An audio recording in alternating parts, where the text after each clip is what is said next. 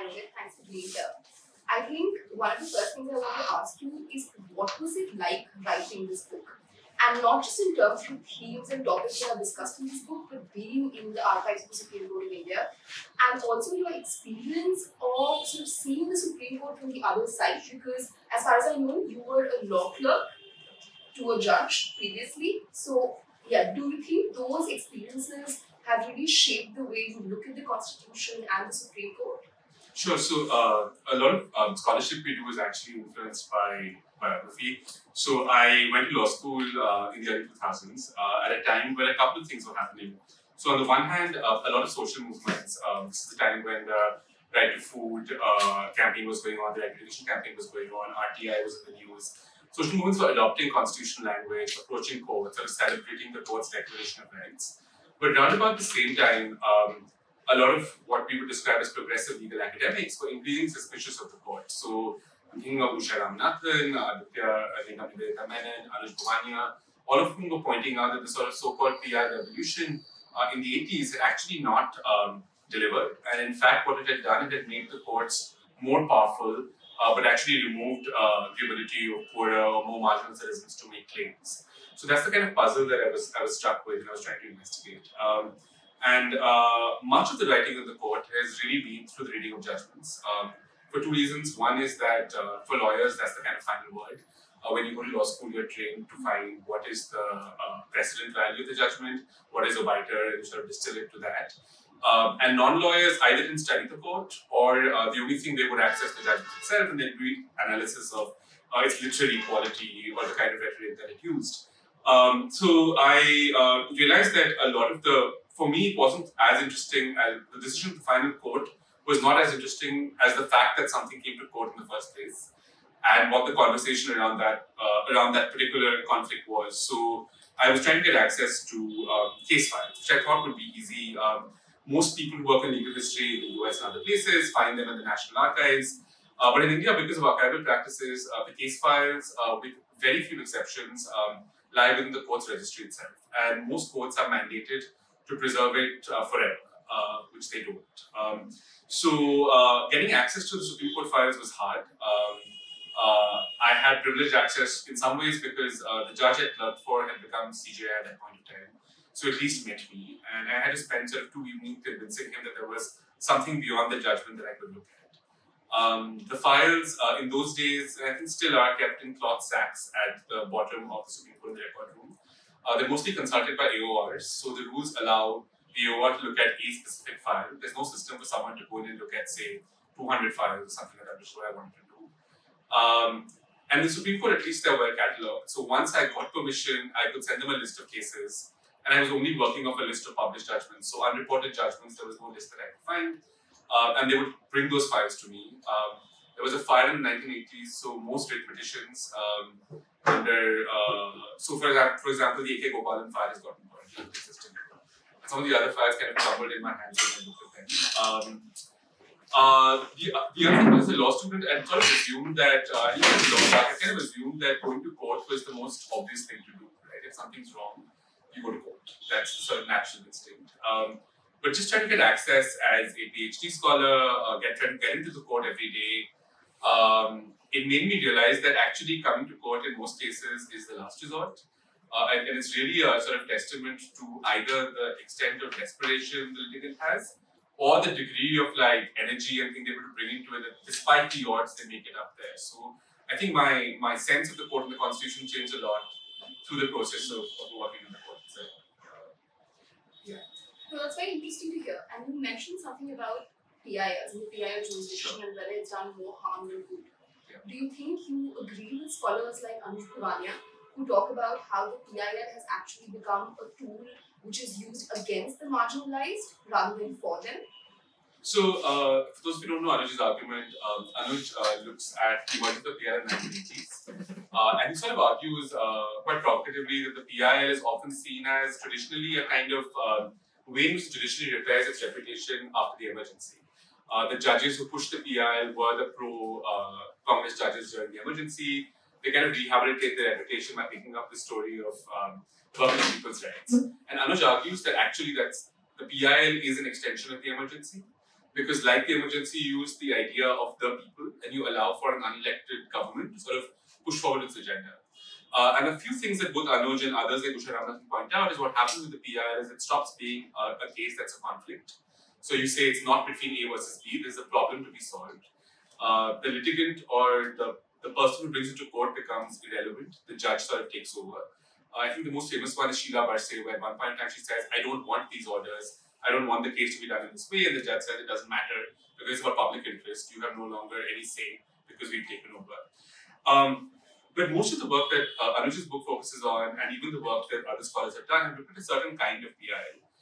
They're largely concerned with either urban land or environment. And there's a very clear, if you sort of left oriented, there's a very clear class interest. If you're not, there's a very clear strategic interest that when it's questions of environment, the environment as a whole often trumps over the lives of ordinary people. So, for example, Kaveri Gill's work shows how the waste markets in Delhi was pushed out of Mundka because of kind of environmental litigation. Anuj's work shows how they used the kind of PI narrative on the Delhi master plan to push out all these regular markets. At the same time, malls were set up and certain people profited from shops moving into these malls. However, if you look at a wider range of PILs, on certain other things, the intervention, at least initially, was very effective. I'm thinking of Hussaina Khatun, things that deal with not necessarily creation of new policy, but basically the failure of the government to act. So, under trials, stayed in jail for a long time, badly run rescue rehabilitation homes. And there's also something different about the early 2000s PIL. I think the right to food movement is a great example, where the PIL doesn't come in because of one concerned individual. It comes in after almost a decade of on-the-ground activism around a certain question, building a kind of popular constituency around an idea. And what the court does is just gives expression and legal force to the idea, and then the government follows up by enacting it through law.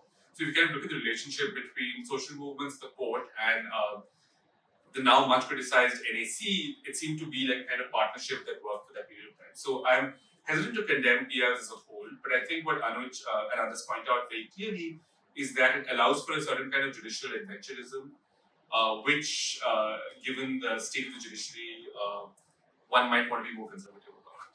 That makes a lot of sense. Yeah. And also what you mentioned, right, about the petitioner slowly becoming less and less significant in these kind of constitutional cases. Sure. Another thing that we're seeing, which I think is in sort of stark contrast to what you've mentioned in your book, is that in the initial first 2 decades, you saw a lot of ordinary citizens, especially those belonging to marginalized classes like Muslim butchers, sex workers, etc., approaching the court and then asserting their rights. But now, in a lot of strategic litigation, there is this tendency where either civil society organizations are approaching courts, or you're looking for these eminent persons who are like, bureaucrats and parliamentarians to approach the court. Because there is this feeling that these people are more sympathetic petitioners. So in our attempt to get these kind of positive outcomes from courts and be more sympathetic to judges, are we also playing into a certain kind of like respectability politics which invisibilizes the marginalized in cases which affect them the most? So that's a great question. Yeah. I'll just sort of give you a summary if you haven't had a chance to read the book. So what I found was, contrary to the popular notion that the court is conservative in its first 25, 30 years, you often find cases where litigants who are sort of seen as small people are actually successful. And they're successful not because of some individual enlightened person from the group who goes to court, it's because these groups are able to organize. So it's not that every landless peasant is able to get to court, but people who are in urban professions, vegetable sellers, in some cases beggars, prostitutes, are able to form sort of associations. There's a kind of exchange of legal knowledge. In some cases, there's fundraising. So police reports talk about how in GB Road they're collecting money from clients to mount a legal challenge to the new CETA Act. So they're able to sort of bring themselves before court. But the political respectability plays out there as well. So one of the reasons why these groups come to court and the extent to which they're successful is the extent to which they're able to hide their identity. So when the sex workers come to court, they make 2 claims. The first is we have a right to practice our profession. Sex work is the oldest profession. And the second is that the magistrate does not have the power to expel someone from his jurisdiction without giving them a right to fair hearing. So the first bit, which is about the right to practice sex work, drops off pretty early on. The courts very early on say you can restrict this in public interest. But the second bit, which is not a specific right for sex workers, but a more general right for citizens gains traction.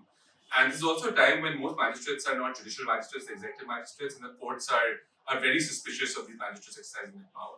So to the extent at which a claim becomes generalizable, it gets more traction. The difference, I think, is decision making. So until the matter comes to court, when it's a community bringing a case, there is some extent of the community involvement in decision making. Whereas in the cases we see from the 80s and 90s, when it's public spirited individuals, it's not clear that they've actually consulted with the community that they're trying to represent. They've often just read a newspaper story and they sort of shown up in court. The early court tries to create fact-finding bodies. So the best example, of course, is Kapila Hingorani, who passed away a few years ago, who really, in some ways, starts PI in India. So when she brings the Hussain Khatun case before the court sort of appoints her as a kind of commissioner, sends her to Bihar to collect information, and there's a kind of fact-finding process that is transparent. And it seems increasingly the fact-finding process becomes irrelevant. Or the people who are appointed as amicus tend to just be other lawyers in the court, not necessarily people who have either expertise or a particular affinity with the group that they're representing. I think all litigation has a certain kind of political respectability, but there's something distinct about the post-90s litigation. I think that also has to do with, on the one hand, liberalization, and the second hand, the emergence of this kind of world of NGOs. The NGO as a form doesn't really exist before the 1980s. I don't think we've done enough work to figure out what is an NGO, when does it become a player, to what extent is an NGO regulated, who decides why something is an NGO and why something is not. The politics of respectability in terms of who becomes a respectable person also seems to change over a period of time. I think, as you guys probably know, I think lawyers who litigate before a court have a really good sense of what that particular court or judge would respond to. And I wouldn't sort of say you should not play that game. Sometimes it's Also, a related question that sort of draws from there, right? Like you said that if you have to litigate, then you choose what kind of a sympathetic petitioner you want. But I think a more fundamental question is why litigate in the first place? Especially in this kind of the political environment that we have, where going to courts increasingly seems like a lost cause. Do you think there is symbolic value still in going to courts, and does that have sort of these ripple effects in society where it mobilizes further action? Or do you think in certain cases it can actually distract people and public attention from on-ground protests and other forms of advocacy which are also possible? That's a great question. So in the book, I look at sort of 4 sets of cases, and if I sort of evaluate it clinically, of the 4 sets of litigants, 2 lose definitely, 1 wins a marginal victory, and 1 wins somewhat of a victory through a kind of small clause which allows them to continue to do what they're doing. So they're not stories of like celebrated victories that are coming out. But I think the purpose of going to court is not necessarily getting relief from the court. In many of these cases, these groups go to court because they're sort of desperate. These are all groups that are unpopular minorities after independence. So the Nehruvian government's sort of argument is, look, we're an elected government for the first time in the history of India. We clearly have popular support. We are continuing with the mechanisms of colonial government because the problem isn't with the mechanisms. So the colonial CRPC is fine, as is sort of permanent detention, because we are democratically elected and we're using it for purposes of general good. So it becomes very hard for these groups who are easily caricatured. So there's a kind of anglicized Parsi figure. There are Muslim women engaged in sex work. There's the butcher who's always been this horrific figure, and the kind of petty shopkeeper, trader who's seen as kind of parasite living on the masses. These are also groups that can't do well in elections. In some ways, they had more power in the colonial period because they were able to make certain kinds of claims based on their cultural status that they can't do anymore. So they turn litigation almost out of desperation. There's no sort of other way for them to make their claim. And a lot of the litigation, even when they don't succeed, allows them to mobilize. So perhaps the most striking example is the challenge of the cow slaughter laws. So the court case which we've often studied in law school is called Muhammad Hanif Qureshi and others versus the state of Bihar. And when I looked at the file, I realized the others involved 3,000 individual named litigants from across 4 states, and they've all signed. And almost all of them, they state different professions, but they all have Qureshi as a kind of surname. And then you realize the Qurayshi Jamaat is, I think the best way to describe it would be a subcaste of Muslims in North India, who are engaged very specifically in dealing with bovine carcasses. So one of the claims they make in the court is that we can't go and start butchering goats or chickens because there are other kinds of groups that work with that. Our traditional profession has been working with cattle.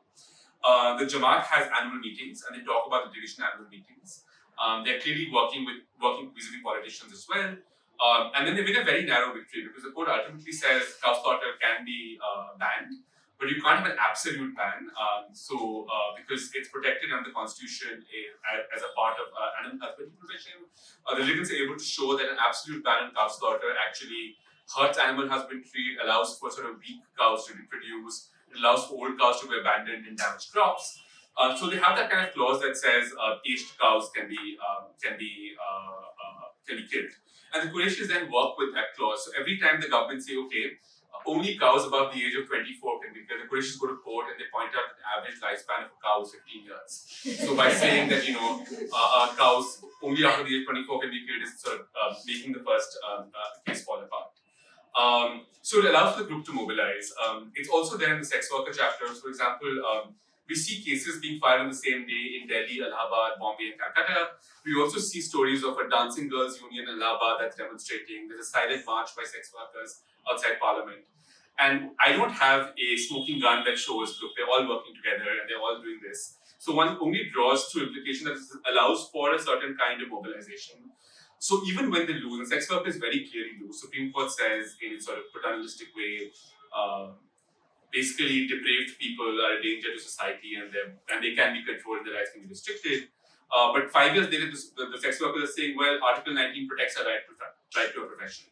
And in the 90s, the Bar Mahila Samanvaya Committee in Kolkata, which is the largest sex workers union in India, prints out a pamphlet where the first page of which has Article 19 on it. So it seems that it doesn't matter what the court says, they're going to make that claim anyway, which I think is a powerful reminder that the kind of final authorship of the Constitution is not necessarily the Supreme Court. There are multiple ways of claiming it and holding up a particular standard. That makes a lot of sense because especially today, we're seeing the Constitution being increasingly used as this sort of rallying point. You have protesters reading out the preamble in India Gate. You have tribal villagers inscribing the preamble on tablets in their respective villages. And this is all happening despite the fact that there is extremely low level of public confidence in the Supreme Court, which is the chief body responsible for interpreting and enforcing the Constitution.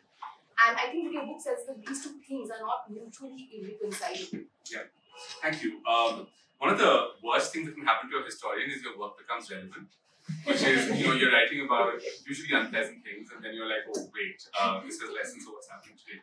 I think there's one trend which has always been there, which is right from the point of time the Constitution was being written. Particular groups were deeply interested in the kind of political range that's being set up. So, Ornit Shani, who's a political scientist, and I have been looking at letters written to the National Assembly between 1946 and 49 from a range of groups from all across India. And groups have been obsessed with various things. So, some people are writing letters about octroi because they're trading groups that they're really concerned about, like market taxes. There are some the 1940s version of WhatsApp uncles saying, I've written the Constitution myself, here's my copy of it, you guys can just use this text. But a lot of them are sort of caste or linguistic groups who want very specific protections from this new Constitution. And even in the 50s and 60s, the kind of judicial litigation is from groups who want one or two particular rights to be protected. But I think what's refreshing and different about this current movement of reading the preamble in public and talking about it is that the demand is not that I want freedom of expression, or the demand is not that I want right to livelihood. The demand really is that the Constitution upholds a system, one, a set of values, and secondly, a system through which processes have to take place. And we want a kind of general commitment to both these values and the systems. And it's not limited to a particular demographic. And I think that's one of the heartening things about it. So I think the bigger question people have often asked is, to go to court or not go to court. And there's a lot of American literature saying the courts are a hollow hope. They're sort of giving you false consciousness. But I think in India, the courts have always been just one part of a larger set of political practices. So it's never the court on either or, it's the court plus other things. And and maybe those of you today have a better sense of it, at least in the early 2000s, I think the courts were very aware of what was happening outside the court. So, irrespective of the judge's ideological preferences, they would act to preserve the centrality of the court in constitutional interpretation. So if it seemed that there was a widespread demand for right to information, the courts would be seemingly well disposed towards that idea. I'm not sure why that's not been the case in the last few years. I think it's been the inability of the court to act in time and the kind of very cautious decisions that have been coming out, I think disappoints a lot of people.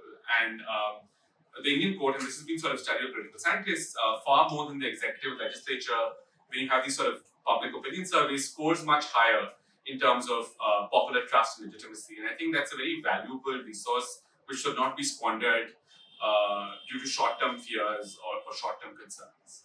And I think it's important for those people who invested in courts to sort of keep that. I mean, I don't want to give the court too much credit, but something that we're seeing happening increasingly in more and more cases is that courts just say that, listen, we can't determine what's happening because just there are such contradictory facts. Because we're also living in an era where misinformation is happening at a scale and a level where we have never seen it before.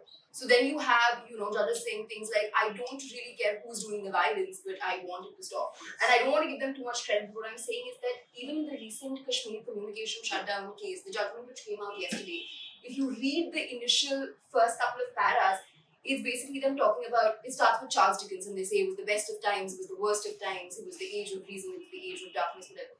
And they're like, there's so many facts, like the state is saying something, the petitioners are saying something, we just can't figure this out. So what we're going to do is we're going to lay down some guidelines and then let the state do its own review. So do you see this as a part of the court's general tendency to prefer sort of procedural challenges over substantive determinations? So I think there are two parts to it. One which I think is understandable, and one which is not as understandable. It's okay. So the first part is a general problem. So with Parsats has been writing about it a lot. Is that constitutional appellate courts don't really have a mechanism of adjudicating questions of evidence. So if you're going to a trial court or even to a high court in its sort of general appellate or original jurisdiction, there is some way in which the court can put down rules to follow evidence. But the Supreme Court really can't. And in cases the Supreme Court becomes a court of first instance, I think the Aadhaar case is one of the best examples of that. There's really no great mechanism to ensure the court arrives at something that's close to the truth, which leads to a bizarre situation where the court is watching a PowerPoint presentation.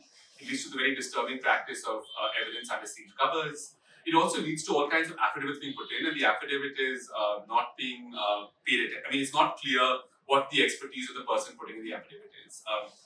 It shows up very early on. So the Hanif Qureshi case is the longest judgment Supreme Court in its first decade. And that's partly because the court has to decide, is an absolute ban on cow slaughter bad for the economy? Right? So how does the court decide? And it looks at multiple reports that are submitted by different governments, state governments, central governments. And at one point, the judges are just literally saying the figures say everything.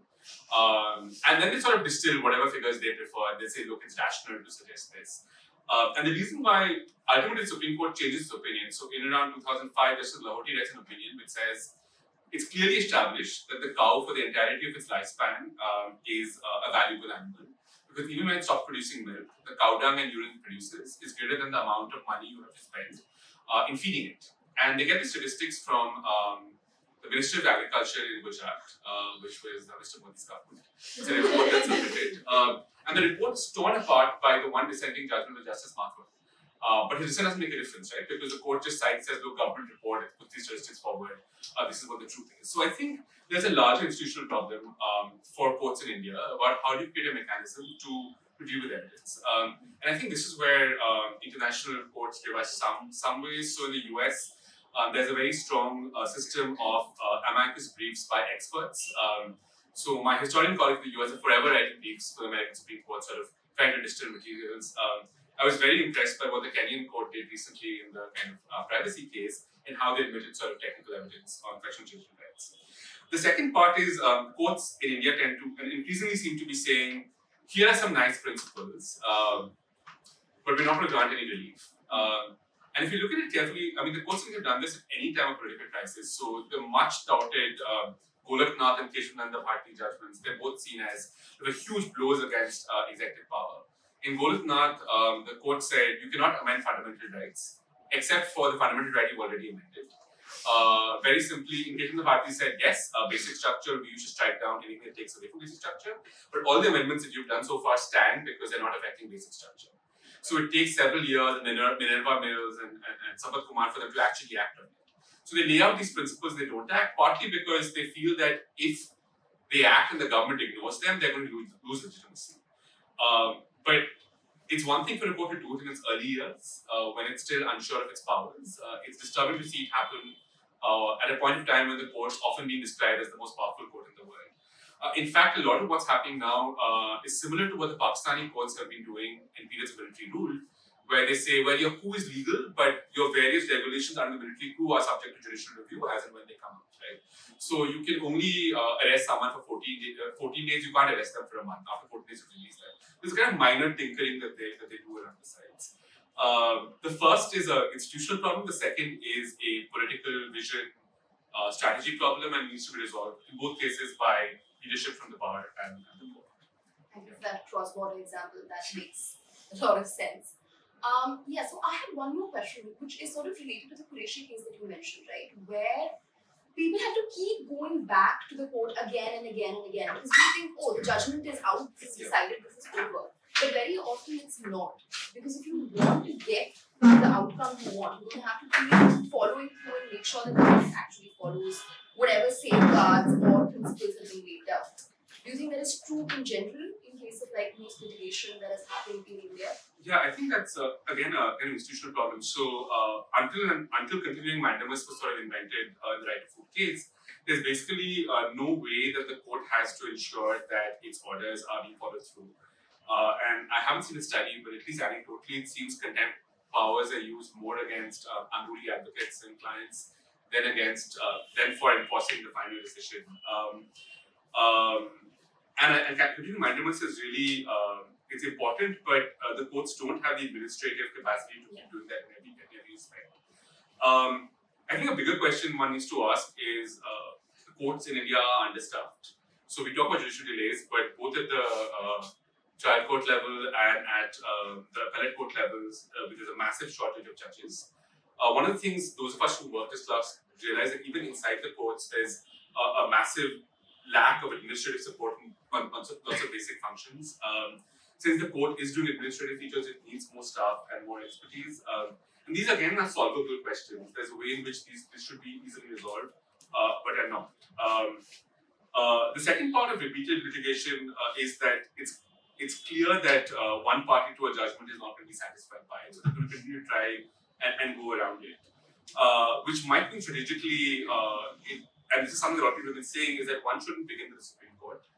One should start as lower down as possible, perhaps not even start as a constitutional case, but start as a matter of administrative law or as a matter of criminal civil procedure, and then sort of see how the rules are evolving.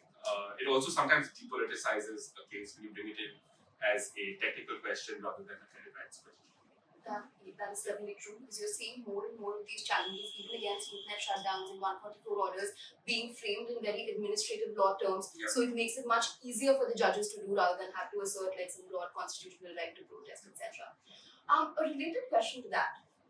We're now seeing that some high courts are taking sort of a proactive and leading role in striking down these internet shutdowns, or at least demanding answers from the government. The Allahabad High Court has taken so motor cognizance of internet shutdowns in UP.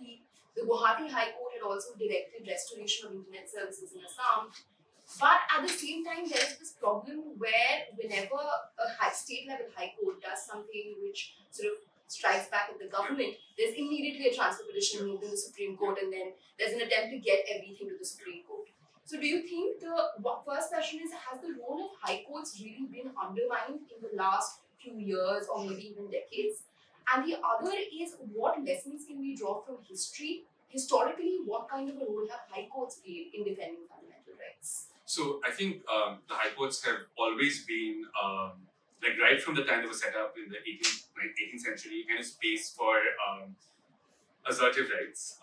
So there are these famous stories in the early 19th century. The governor of Bombay challenged the Chief Justice of Bombay to a duel because he wasn't happy with what he was deciding. He just went on strike and shut down the High Court in the 1820s. Who won the duel? Sorry? Who won the duel? I didn't happen. He just challenged him. It was a bit tough point. In the late 19th century, when the High Courts Act came in, they tried to implicitly clip the powers of the High Courts. For example, limiting writs only to the jurisdiction of the presidency towns, taking writs in specific relief and not having the original jurisdiction. There's several reasons for this. One is that the High Courts are larger. They draw from people who've been both in civil judiciary and served all over the state, and from the local bar. They're more responsive to the local bar. And many of them know that they're not going to make it up to the Supreme Court. So pleasing the government or pleasing judges above them isn't necessarily like a kind of incentive. They're able to decide on their own terms. When the Federal Court of India was set up in 1937, most high courts had severe objections to it. The Bombay High Court Chief Justice used to come to the inauguration of the Federal Court saying that Delhi is a backwater swamp. It has no lawyers but notes. We are proud, ancient, 200-year-old high courts. What is this new high court going to do? And when the Supreme Court set up in its early years, it wasn't seen as a space for legal talent. A lot of judges, Chawla, for example, was offered a Supreme Court position very early on, and he was reluctant to move to the court. In the 50s, there were several people, Durgabai Deshmukh, for example, who found that instead of being a judge, she preferred to be in the planning commission, but she thought that's where the action would be. So the court began as a small conservative institution, largely concerned with kind of not big rights questions, but more sort of procedural questions. It really builds a kind of reputation and brand for itself in the 1970s. It's also a point of time when the Delhi bar begins to increase. If you look at demographics, Delhi's population sort of shoots up in the early 90s. The Delhi Law Faculty is a great example. It moves from a very small law faculty to one that has 3 campuses, produces several thousand lawyers every year. And recent studies show the Supreme Court primarily hears cases from Delhi or its surrounding states. So, there are questions that one can ask about what gets admitted in the Supreme Court. Also access to justice. Yeah, so how do we define access to the Supreme Court? And of course, governments are going to try to bring transfer petitions or adverse judgment to the court, but should the Supreme Court admit those transfer petitions?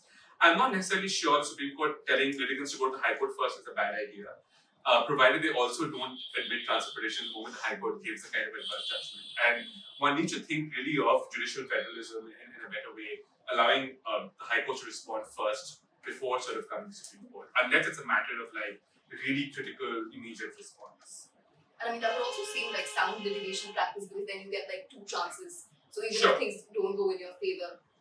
And also you have reliance. So for example, if you're at a high court and there's a lawyer before you, he's probably a lawyer who knows the clients, in the case of a habeas corpus petition, whereas in the Supreme Court, it's somebody else who's representing another set of lawyers from Chhattisgarh. So there are multiple, and a lot of what little I see, courts seem to be elevated spaces, but they're really small communities. So the one thing I realized when I was working Supreme Court, I haven't practiced, so my main exposure was doing research in the court those days, is that lawyers seem to spend like 80% of the time in the court standing in the corridors and gossiping, right? So it's a really small community, it's based on trust, everyone has a lot of information about the others, it's based on reputation. And because of that, very often when judges respond, they respond not just to the merits of the case, but also who's bringing the case forward. And that there's also kind of institutional narrative to sort of bring this down to a low level, rather than keeping it amongst kind of elite legal fraternity in there. I think one of the problems that we have sort of encountered when you're doing these kind of, especially digital rights or tech cases before the Supreme Court, is that the judges don't fully understand the technology involved. So, for instance, like most internet cases will just be like, oh my god, you can get with things you can get on the dark web. Yeah, and that's also a problem in that sense with the Constitution, because the Constitution was adopted in 1950, and now you have technologies like artificial intelligence, facial recognition, etc. So how, in that sense, do we use a constitution that was enacted 79 years ago to fight these challenges now? Well, I think the work you guys have done shows that you actually can. The Constitution serves very well, right? So I think for a lot of technology cases, we forget that even early on, there were always questions of technology, right? So for example, is the drawing of blood from a person accused in a criminal case, is it something that can be satisfies the constitutional tests against self-incrimination? Can you force someone to take a breathalyzer test? What kind of surveillance can you do in the 60s and 70s? So I think there are ways in which those questions can get passed very easily. I think the problem where the constitution runs up against the problem is when it really comes to the question of federal powers. Because our constitution has a very clear unitary bias. It's written at a time when the country is partitioned, there are fears of disparate tendencies, there's this need to have a centralized government that's going to transform the economy. So it sort of weighs the constitution very heavily towards the center. But which is why we have organizations like the CVI, which are on slightly dubious legal ground. Because technically law and order remains state subject, the CBI is tied to the Special Police Establishment Act. It's supposed to only act in Delhi, but it clearly acts across the country. And I see similar problems arising in the tech question when you're setting up databases, where a database is located, which wing of government has power over them. It comes up with questions of silos of information. Is information to be siloed at the central level or federal level?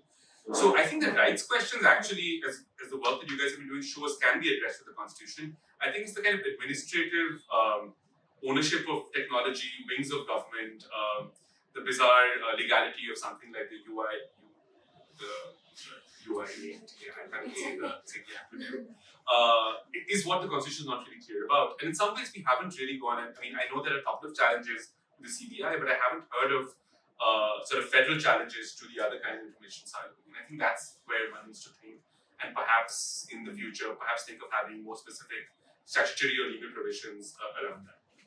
I think another related issue that comes up, which is sort of at the intersection of these kind of new technology database projects like Aadhaar and federalism, is that we are now increasingly seeing things being passed as money bills. Yes. And this attempt to completely bypass the Rajya Sabha and undermine its importance again. So do you have any thoughts about that? I mean, I'm just going to quote Supreme Court and say it's a fraud of the Constitution. So, and I think it's one of the things that one can agree on. And I'm glad at least the money bill question has been reopened. It was surprising it didn't address the other question. Similarly, bringing in ordinances which lapse very quickly. And I think it's again a reminder, a lot of people in the time of the Constitution thought the Rajya Sabha was unnecessary. But I think it's a reminder why it is necessary and the need to sort of not think. I mean, there's a lot of argument that suggests that, okay, a government's won an election decisively, which gives it a mandate. But there are multiple electorates in India, and the electorates are staggered over time. So there's no one group that has a mandate for everything at one point. So I think, I think that's the easy question to answer. So sort of in retrospect, the Rajya Sabha being there as an institution to act as a check in the bulwark is probably something. I mean, one can maybe think about better representation of the Rajya Sabha, but I think it very much needs to exist. A related question, because we were also talking about Aadhaar. So there seems to be this obsession with the government, and this is not just true for the current government, but even previous governments, right? You want to identify, enumerate, and categorize citizens and put them into databases. Be it Aadhaar, be it the proposed National Population Register, etc. So I was wondering if historically there have been similar attempts made by governments, maybe even the colonial government, to do this kind of a database creation exercise. Of course, now with technology, you can, have databases integrated with each other. You can make them talk to each other. You can do profiling. So all of that was not possible earlier. But has there been hum kagaz nahi dikhayenge kind of a movement earlier as well that we can draw lessons from? Sure. I mean, the most famous one people have talked about this is really what happens to Indians overseas. So Gandhi in South Africa